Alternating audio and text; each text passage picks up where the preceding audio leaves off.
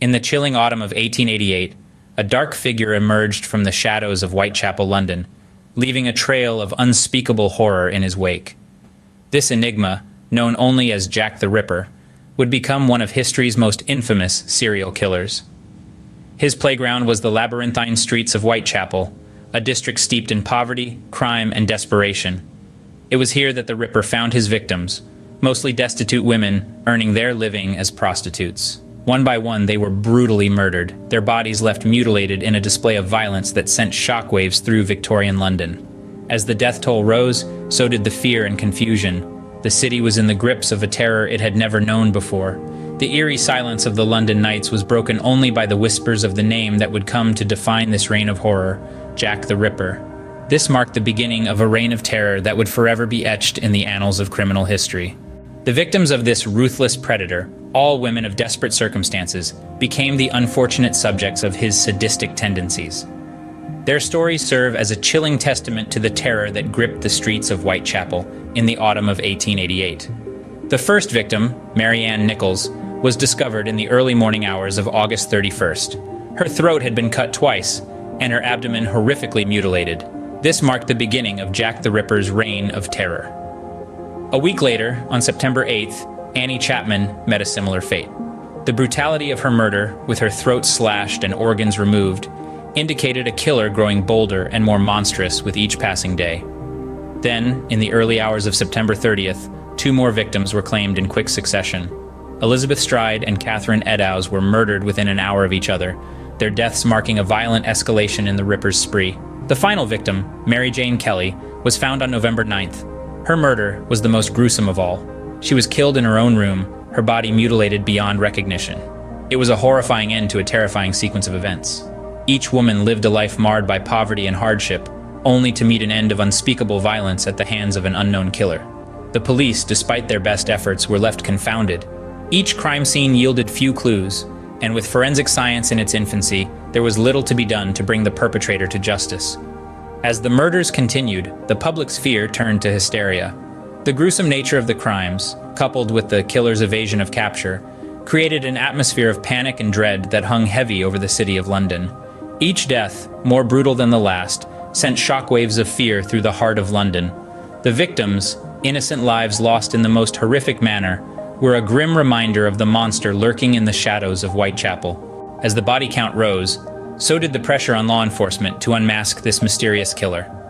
The Metropolitan Police, led by Commissioner Sir Charles Warren, found themselves in a desperate race against time, wading through a sea of clues, testimonies, and dead ends. The police were dealing with a criminal unlike any they had encountered before. Jack the Ripper was careful, leaving behind a chilling signature but few tangible clues.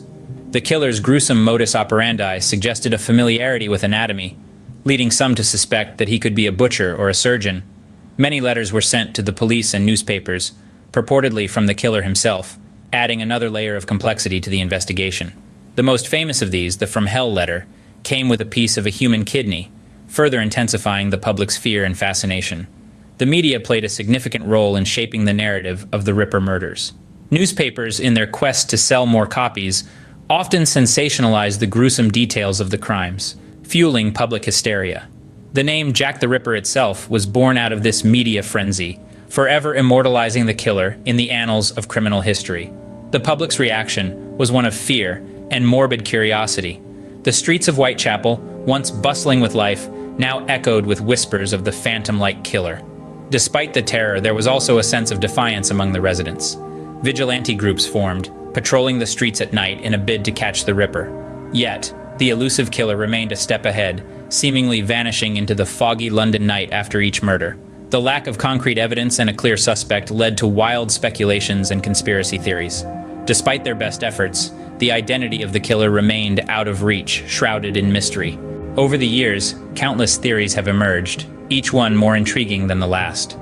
From the foggy alleyways of Victorian London, a web of suspects has been spun, ensnaring an astonishing range of individuals in its threads.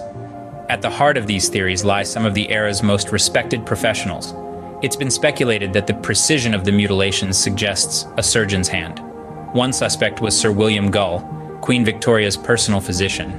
Accused by conspiracy theorists of being part of a royal cover-up, Gull's name has been etched into the annals of Ripper lore. Yet the web spreads wider still.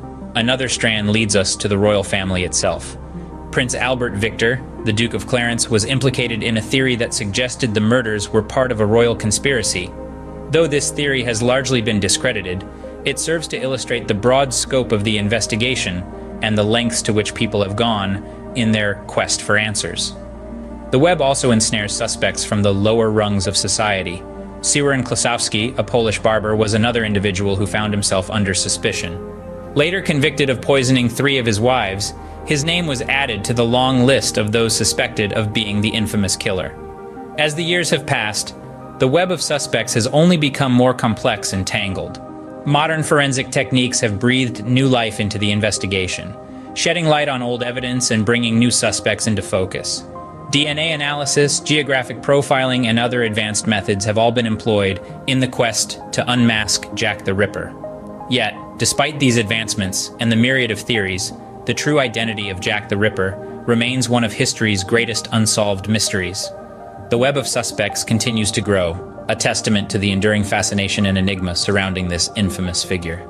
The shadow of Jack the Ripper continues to loom over the streets of Whitechapel, a chilling reminder of a time marked by fear and uncertainty. The specter of this enigmatic figure, who once cast a shroud of terror over Victorian London, still resonates today, more than a century later. Despite the passage of time and advances in forensic science, the identity of the infamous killer remains a mystery, a puzzle that has yet to be solved. His reign of terror, the brutal murders, the media frenzy, the unsuccessful manhunt, and the myriad of theories and suspects. All these elements combine to form the chilling legacy of Jack the Ripper. This enduring enigma serves as a stark reminder of the fragility of human life and the depths to which human depravity can sink.